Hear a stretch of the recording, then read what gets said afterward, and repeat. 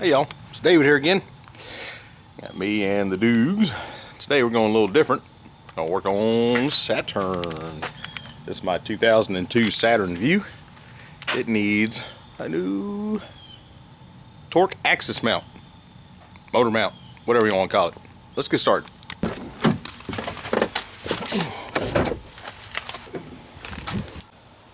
Now the mount I'm using today is from O'Reilly. It is the B3108 transmission mount. This is for the L61 with the manual transmission. Be sure you get the right one. Now, what we have here is what's left of a 2.2 liter Ecotech, also known as the L61. This is the non-VVT with some obvious performance upgrades. Now, the nice thing is, in this video I've already removed the stock airbox, which is normally takes up this area here, plus a whole bunch of junk here. In fact, without it in the engine bay, it looks like there's very little to be had. So there's room for a turbo, if you know what I mean. Hey, let's do it. Maybe in a later video. But for now, we're going to focus on this joker right here. We've got 2 bolts, 3 bolts on the engine. First thing you need to do is support the engine from underneath, which I call the floor jack. Let's get jack in here. Block wood on top so we don't crush nothing. And get up under that oil pan right there.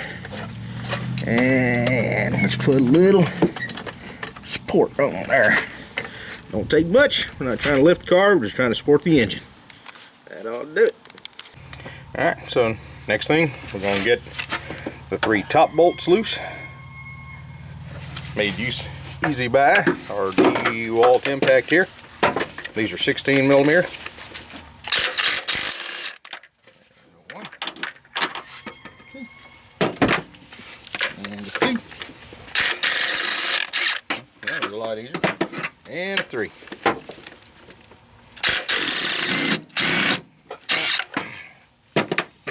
Next step, of course, we're going to go for these, one here, one on the back side.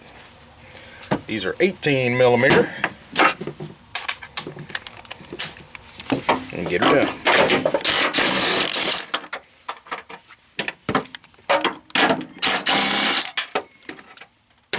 And out with the old. Alright, got a brand new mount here from O'Reilly. Go ahead and button down the chassis bolts first. It makes it a little easier to line up the engine.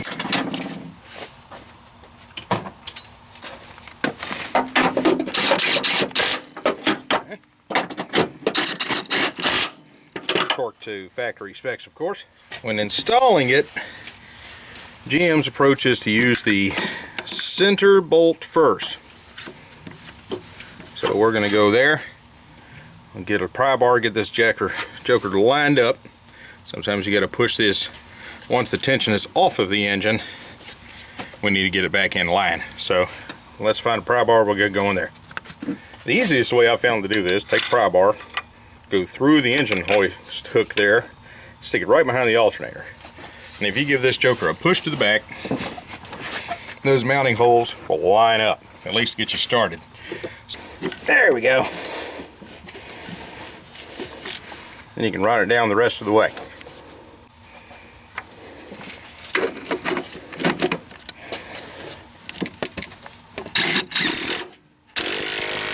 Alright. And get the other 2.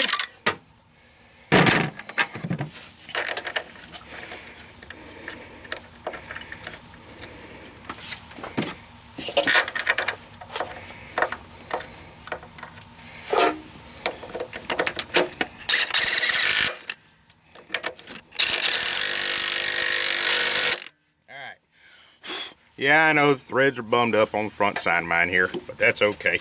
We're good to go now. Give them one more ugga-dugga for good measure.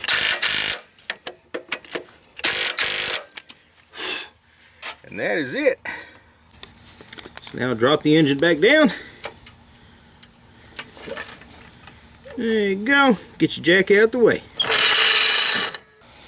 And there you go, folks. That's literally a 5-minute job. So you can see The engine's nice in alignment again. Nice good separation from the chassis wall. And of course, I don't know if you noticed, but it's sitting an inch higher than before. Now, if you're really an astute viewer, you'd have noticed one of these things is not like the other. Here's the mount I just took out, right? You'll notice it tapers off to the right-hand side, right? 2 bolts close together on the right and 1 in the center. The new one, not so much. It's basically flipped over exact opposite. Now, why would this be? Well, that's because GM made 2 different versions of this mount, one for the automatic and one for the manual transmission. So, if you're wondering why your engine looks crooked, it's probably because you got the wrong damn mount. So, make sure you got the right one for your application and put it in. Fire up.